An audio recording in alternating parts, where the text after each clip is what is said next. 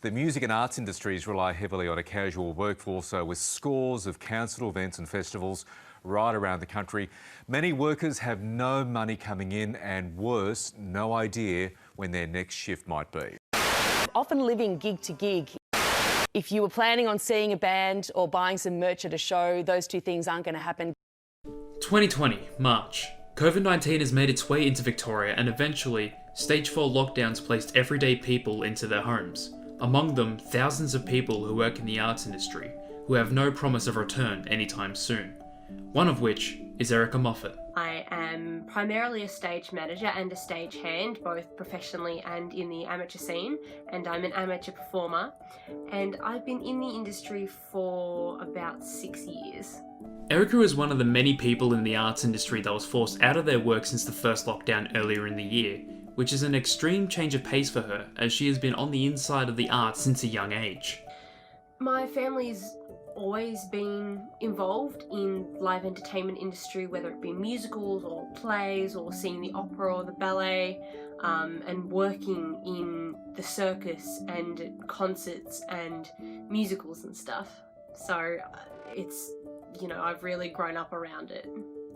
Working in the arts industry has given Erica a sense of community with her co-workers and peers, which is something that doesn't happen a lot in other areas of work.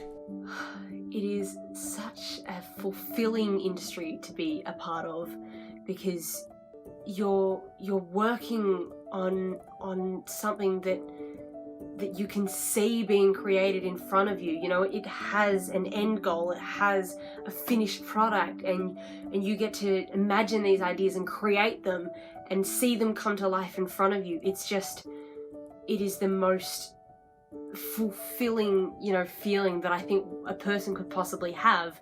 Erica has been a part of almost every production in her high school experience, and has gone on to working with multiple theatre companies in the Darebin area. But with the introduction of the original lockdowns in Victoria, many professional and amateur productions have been placed on hold, or worse, cancelled. It was my first time performing since high school, because I've done lots of backstage stuff since then, but I haven't performed, I haven't been on stage. I was so excited.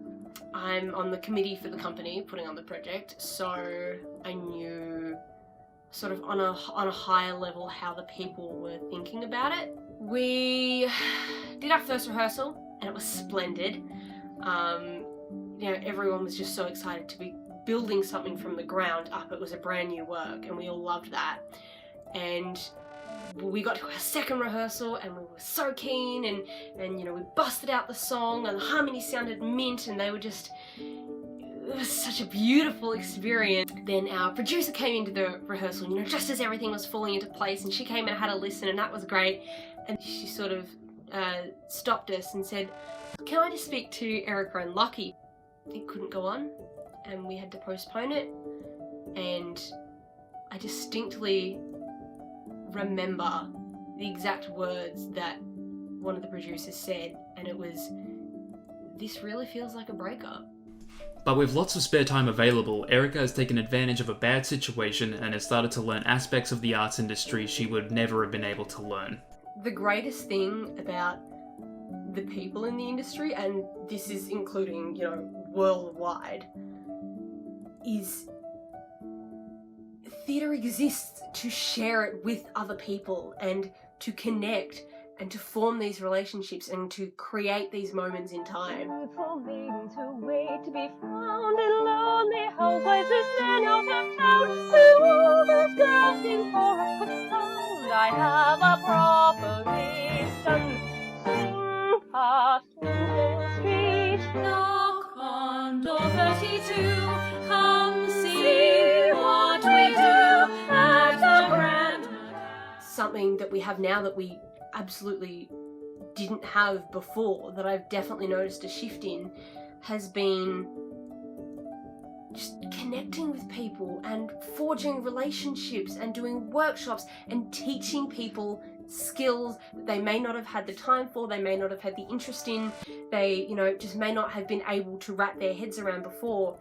We're able to connect globally. If I've been partaking in workshops, stage management workshops that have been you know, hosted by like these world-class stage managers and production managers and company managers in America and in England and in lots of different countries. So not only am I learning stage management techniques and skills, but I'm learning, you know, the cultural differences as well and the cultural similarities, and in turn they're learning things from me.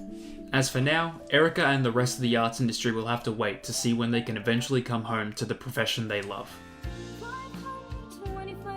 Will theatre go back to normal?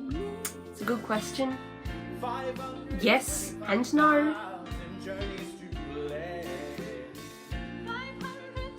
It's really changing the world over, and I cannot wait to see what is to come.